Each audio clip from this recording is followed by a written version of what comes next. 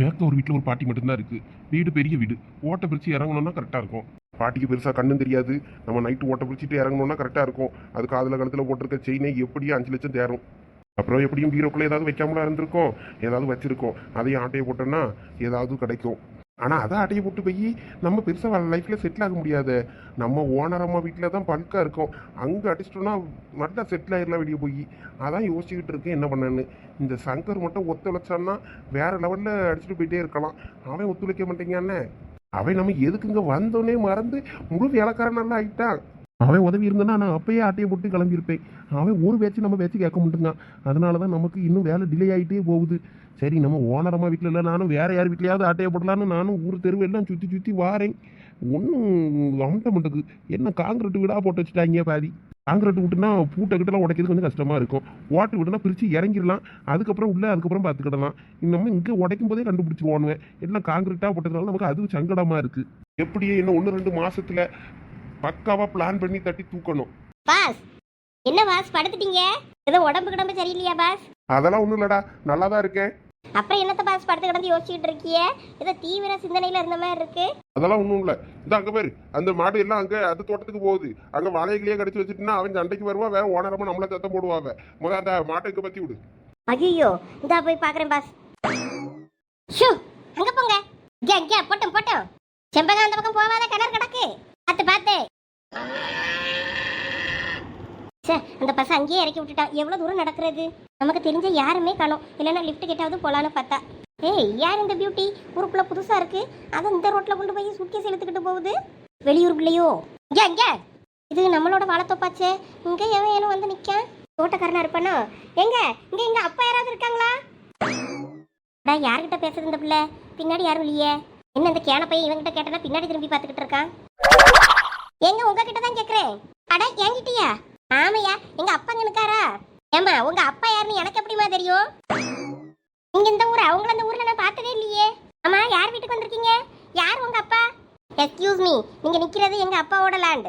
அவர் farming பண்ற இடத்துல நீங்க வந்து நின்னுட்டு கொஸ்டின் கேட்டுட்டு இருக்கீங்க என்னையே. சோ நீ வேலைக்காரனா இருப்பேன்னு நினைச்சிட்டு நான் உங்ககிட்ட கேட்டேன் எங்க அப்பா அங்க இருக்காரான்னு சொல்லிட்டு. இல்லைன்னா இல்லைன்னு சொல்லு. அட, இந்த பிள்ளைக்கு அறிவுள்ள புள்ள இருக்க. எங்க வந்திருக்க, யார் வீட்டுக்கு வந்திருக்கன்னு கேட்டேன்னா என்னென்னமோ பேசிட்டு இருக்கு. ஹலோ, எங்க அப்பா பேரு காளையன்.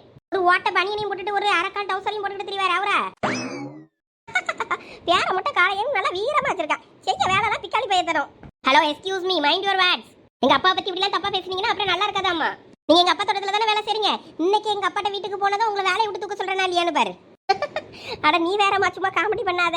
உங்க அப்பா யாரையாவது வேலைக்கு வச்சுட்டாலும் கஞ்ச பிஸ்னாரிவ. உங்க அப்பனே தான் அவ்வளவு வேலையும் பண்ணுவாரு. இடத்த உழுவுனா கூட அவரே தான் கொண்டு வந்து உழுவாரே தவிர மாட்டை கொண்டு வந்து உழுத மாட்டாரு. அந்த அளவுக்கு கஞ்ச பார்ட்டி. போதும், இதுக்கு மேல எங்க அப்பா பத்தி பேசினா அவ்வளவுதான். எங்க அம்மா யாருன்னு தெரியுமா? அடாடாடாடா, வந்த நேரத்துல இருந்து எங்க அப்பா யாருன்னு தெரியுமா, எங்க அம்மா யாரு தெரியுமான்னா எனக்கே இந்த ஊர்ல ஒருத்தரையும் பெருசா தெரியாதுமா. நானே ஊருக்கு புதுசு. போ வீட்டை பார்த்து போய் சேர்ற வழிய பாரு. ஊர்ல இருந்திருக்க வந்திருக்காப்புல தெரியுது. படிக்க போயிட்டாரியா, வேலை பார்த்துட்டு வரியாமா? அதெல்லாம் எதுக்கு உனக்கு? உன் வேலை சோழியை மட்டும் பாரு. சே, இந்த பஸ்னால நான் கண்ட வெட்டெல்லாம் காலையிலே பேச்சு வாங்க வேண்டியிருக்கு. நேராக வீட்டுக்கே வந்து இறங்கிருக்கலாம். கோவில் ஃபெஸ்டிவல் கூட்டம் அது இதுன்னு சொல்லி அங்கனே இறக்கி விட்டுட்டு போயிட்டான். ஃபோனில் வேற சார்ஜ் இல்லாமல் போச்சு. இதனால நம்ம கண்ட வெட்டெல்லாம் பேச்சு வாங்கிக்கிட்டு இருக்கோம். அட, பயங்கர கோவக்காரியா இருப்பா போல. காலையில் என்னாச்சு பொண்ணு? நம்மளும் கொஞ்சம் ஓவராக தான் ஓட்டிட்டோம் அவங்க அப்பங்காரனை. யார் தான் சும்மா இருப்பா? தான் தவப்பனை கிண்டல் பண்ணுனா அதான் அந்த பிள்ளை கோவப்பட்டு போகுது. நல்லா தான் இருக்கு, கோவத்துலையும் அழகாக தான் இருக்கு பிள்ளை. கோவக்கார கிளியே, என்னை கொத்தி விட்டு போகாத, அருவாமனைய போல உன் புருவம் தூக்கி காட்டாத. காலையில இருந்து இந்த காக்கா கத்திக்கிட்டே இருக்கு. ஏன்னு தான் தெரியல. காக்கா கத்தினா வீட்டுக்கு விருந்தாளி வருவாங்கன்னு சொல்லுவாங்க. அப்ப உங்க வீட்டுக்கு யாராவது விருந்தாளிவே வருவாங்களா இருக்கும்? நல்லா வந்தாவோ போ. எங்க வீட்டுக்கு எப்ப எங்க அக்கா மட்டும்தான் அப்பப்ப வந்துட்டு போவா. அவளும் வந்து ரொம்ப நாள் ஆயிப்போச்சு. நானும் போய் அவளை பார்த்து ரொம்ப நாள் ஆயிப்போச்சு. போனும் போடலை, என்னன்னு கிடக்கான்னு தெரில. போய் பார்க்கணும் அவளை நினைப்பேன், போவே முடிய மாட்டேக்கு. இனிமே இவ்வளோ டூருக்கு போகணும்ல 2 நாள். இவ்வளோ டூருக்கு போங்கன்னு அனுப்பி விட்டுட்டு அப்பதான் ஒரு 2 நாள் போய் எங்க அக்கா வீட்டில் நிற்கலான்னு இருக்கேன். எங்க வீட்டுக்கார கடையிலனாலும் வாங்கி தின்னுட்டு கடங்க, நான் போய் எங்க அக்காட்ட 2 நாள் நின்றுட்டு தான் வருவேன்னு சொல்லிட்டு போயிடணும். எக்க நீங்க போயிட்டீங்கன்னா எங்களுக்கு போராடிக்குமே. 2 நாள் தானடா, சட்டுன்னு போயிடும். தினமும் வேலையும் முடிச்சுட்டு இப்படி ஒன்னா உட்காந்து பேசி வாங்கி சிரிச்சு இருந்துட்டு போறது வேற அதே பழக்கமாயி போச்சு பத்தியில. வேற நீங்க இல்லைனாலும் எனக்கு ஒரு மாதிரி இருக்கும் பார்த்துக்கிடுங்க.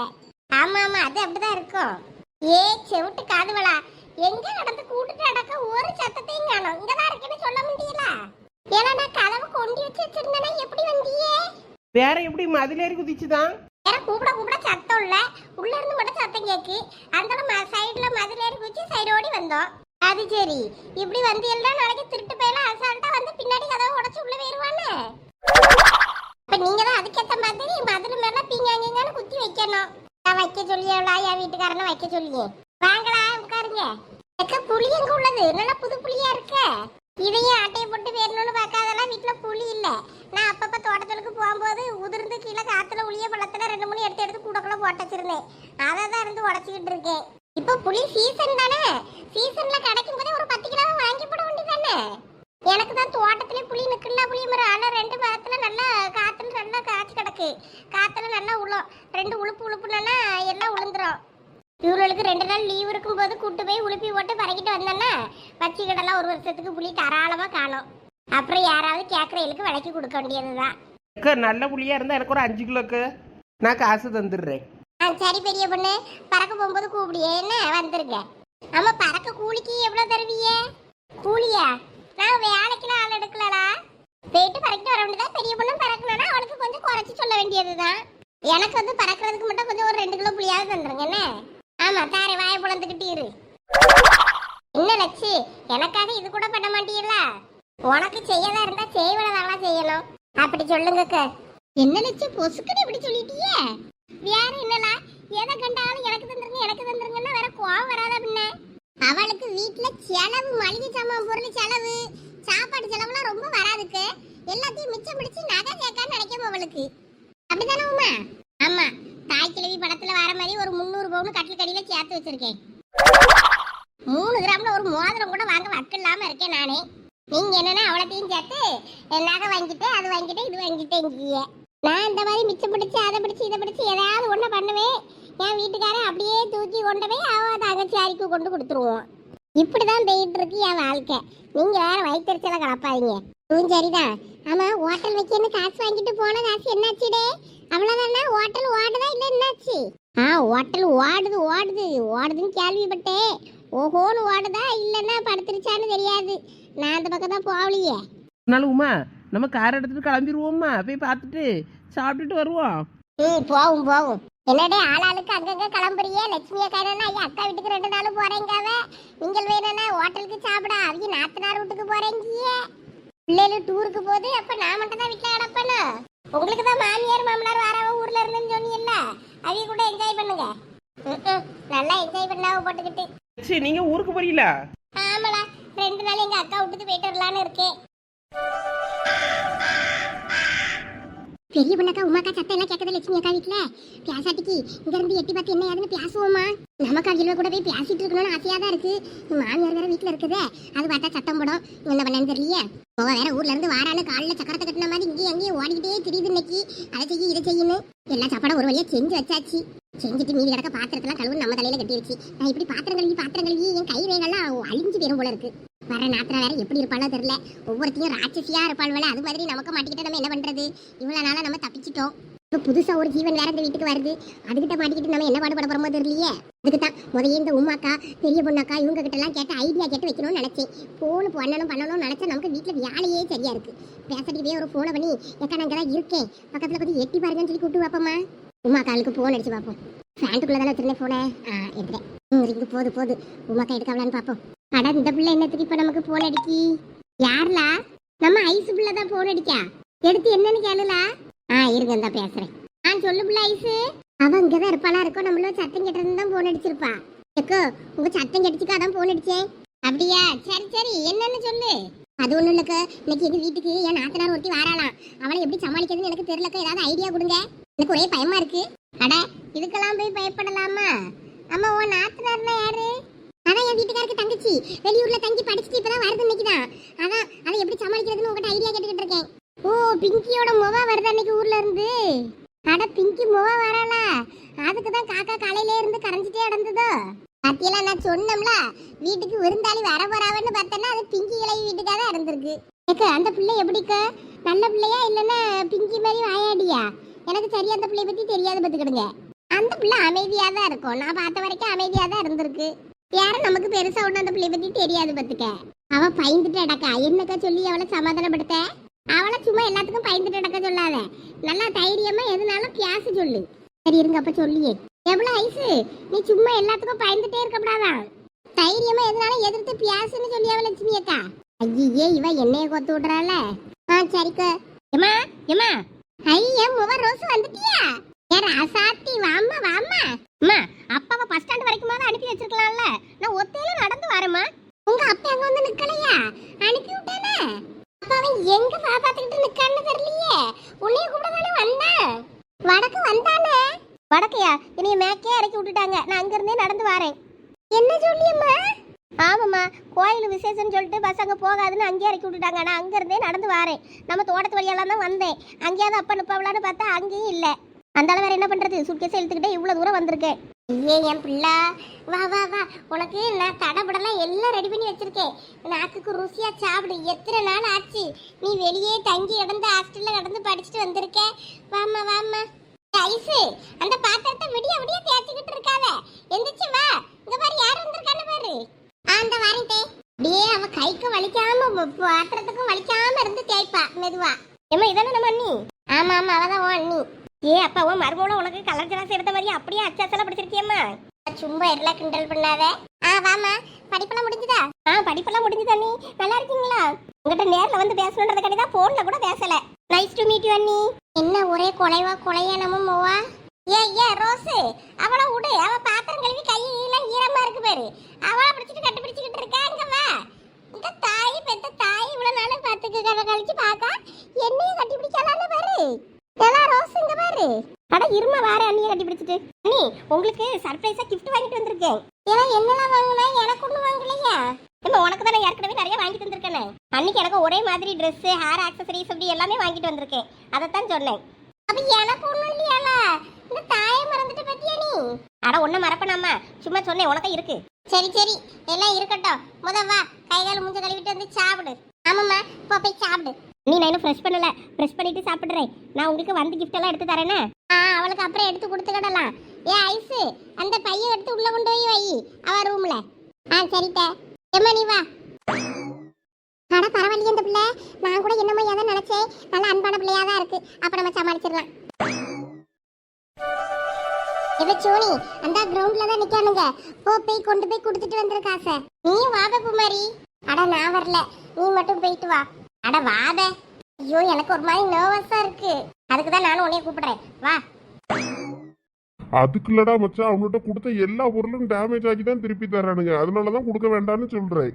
ஒரு நிமிஷம் சீனியர் ஒரு நிமிஷம் இங்க வாங்கல. உன்னை எதுக்கிட்ட அந்த பிள்ளை கூப்பிடுது என்னன்னு தெரியலையே. நேற்று நைட்டு கால் பண்ணேன் எடுக்க வேற இல்ல அந்த பிள்ளை. இன்னைக்கு இப்ப தேடி வந்திருக்குதே. என்னாச்சுடா எதுவும் பிரச்சனையா? இல்ல அதெல்லாம் ஒண்ணும் இல்ல.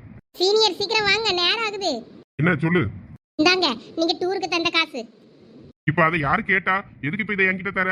எனக்கு ஒன்னும் தேவையில்ல, எடுத்துட்டு போ. இங்க பாருங்க யாரும் எங்களுக்கு பரிதாபப்பட்டுலாம் ஒன்றும் தர வேண்டாம். இது உங்களுக்கு நான் தர வேண்டிய காசு தந்துட்டேன். எங்க அக்காவுக்கு கொடுத்த காசு இதுலதான் இருக்கு. எனக்கு தந்த காசு இதுலதான் இருக்கு. எங்க அம்மாவே தந்துட்டாங்க. எங்களுக்காக யாரும் எதுவும் செய்ய வேணாம். இங்க பாரு நான் ஒன்னும் உனக்காக செய்யல. யாருக்காக செஞ்சீங்களோ எனக்கு தெரியாது. இந்தாங்க உங்க காசு எங்களுக்கு வேண்டாம். பிடிங்க. என்ன பண்ணிட்டு இருக்க நீ? இந்த அப்படி இந்த காசை அடுத்தவங்க பொருளுக்கு ஆசைப்படக்கூடாதுன்னு எங்க வீட்டுல சொல்லி தந்திருக்காங்க. இந்த காசு உங்களுக்கு தான் வந்து சேரணும். நான் எப்படினாலுமே உங்கள்கிட்ட கொண்டு வந்து தந்திருப்பேன். சோனி நீ ஏதோ தப்பா புரிஞ்சுக்கிட்டேன்னு நினைக்கிறேன். இங்க பாருங்க சரணத்தா, நான் எதுவும் தப்பாலாம் புரிஞ்சுக்கல. கரெக்டா தான் புரிஞ்சுக்கிட்டேன். யாரும் எங்களுக்கு உதவி செய்ய வேண்டாம். அதுவும் முக்கியமா பாவப்பட்டு எதுவும் செய்ய வேண்டாம். பாவப்பட்டுலாம் செய்யல. எல்லாரும் வராங்க, நீங்க மட்டும் வரலன்னா ஃபீல் பண்ணுவீங்களேன்றதுக்காண்டி தான் உங்கள்கிட்ட பர்மிஷன் மட்டும் சதீஷ வாங்க சொல்லியிருந்து அமௌண்ட்டை நாங்க பே பண்ணிட்டு. அதான் இப்போ உங்க அம்மா ஒத்துக்கிட்டாங்களா? அப்புறம் என்ன? இங்க பாரு சோனி இதை பிடி. இந்த காசு உனக்கு தான் வந்து சேரணும். நீ இப்ப என்கிட்ட இந்த காசை தந்தனா அதுக்கப்புறமா நான் உங்ககிட்ட பேசவே மாட்டேன். பேச வேண்டாம் யாரும் என்கிட்ட. பூமாரி வா நம்ம கிளாஸ்க்கு போலாம். சரி பே. டேய் நில்லு. டேய் பாருடா அவள எப்படி காசை திருப்பி தந்துட்டு போறான்னு பாரு. சரி விடு மச்சான், நமக்கு லாபம் தானே. நமக்கு டூர்ல சைடிஸ் வாங்கி சாப்பிட ஸ்நாக்ஸ் வாங்கி சாப்பிட ஆகும். எது சைடிஷா? டேய் ஸ்நாக்ஸ் தான்டா சொன்னேன், நீ வேற. இருந்தாலும் இந்த பிள்ளைக்கு ஓவர் திமுறு தான்டா. இவ்வளவு திமுறெல்லாம் ஆகாது. எப்படியோ போயிட்டு போறா. இந்த அப்படி டேய் இந்த காசு இதுக்கு என்கிட்ட தர. என்னமோ பண்ணு போ, கடுப்பாகுது. டேய் இவன் ஏன்டா இவ்வளவு கோபமா போறான்? இதுக்கு வருத்தப்படக்கூடாது, சந்தோஷம் தானே படணும். போன காசு திரும்பி வந்துருச்சுன்னு இவன் இன்னும் எரிச்சப்பட்டுட்டு போறான். கொடுத்த காசை திருப்பி தந்ததும் கோவப்பட்டு போறான்னு நினைக்கிறேன். சரி நான் வச்சுக்கிறேன், நான் அப்புறம் அவன்கிட்ட பார்த்து பேசி கொடுத்துக்கிட்டேன். சரி நான் போய் அவனை பார்க்க. ஏன் இந்த சோனி இவ்வளவு கோவமா இருக்கா? என்ன நடந்துச்சுன்னு தெரியலையே. டேய் வா, கிளாஸ் வரைக்கும் போயிட்டு வந்துடலாம். ஐயே, குரங்கு குட்டியோட மோசமெல்லாம் தவிட்டு அடக்காளுவே. இன்னைக்கு அந்த பிள்ளை மூஞ்ச பார்த்தே ஆகணும்னு இருக்காளுவ போல இருக்கு. நானே அந்த பிள்ளைய பார்த்து பல வருஷம் ஆயிப்போச்சு. அது மூஞ்சே எனக்கு ஞாபகம் பார்த்துக்க. எனக்கும் பெருசா தெரியாதுக்கு. கருப்பா அது மாதிரியே இருக்கும்னு பார்த்துருக்கேன். சரியா ஞாபகம் இல்லை.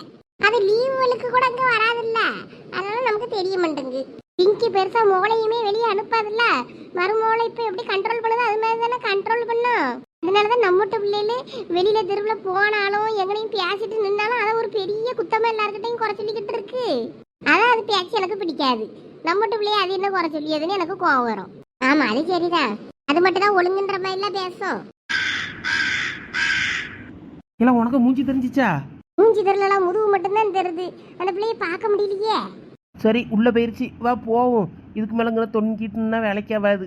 ஆமா, உணர்ச்சி வசப்பட்டு நான் வேற தொங்கிட்டேன், இறங்கல. என்னடா பாத்தியலா அந்த பிள்ளைய எப்படி இருந்து? எங்க பார்க்கறது, அது மூஞ்சியே தெரியல, முதுகு மட்டும் தான் காட்டிக்கிட்டே இருந்துச்சு. அப்புறம் உள்ள போயிட்டு இருந்தாலும் நாங்களும் வந்துட்டோம்.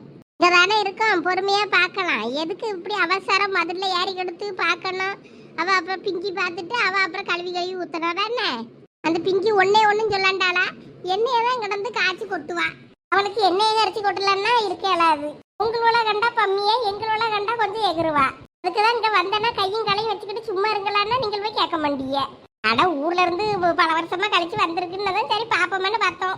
வயசு வேற பயந்து போன் பண்ணால அதான் என்ன ஏதுன்னு பார்க்கலாமேன்னு பார்த்தோம். அது மூஞ்சியே தெரியல.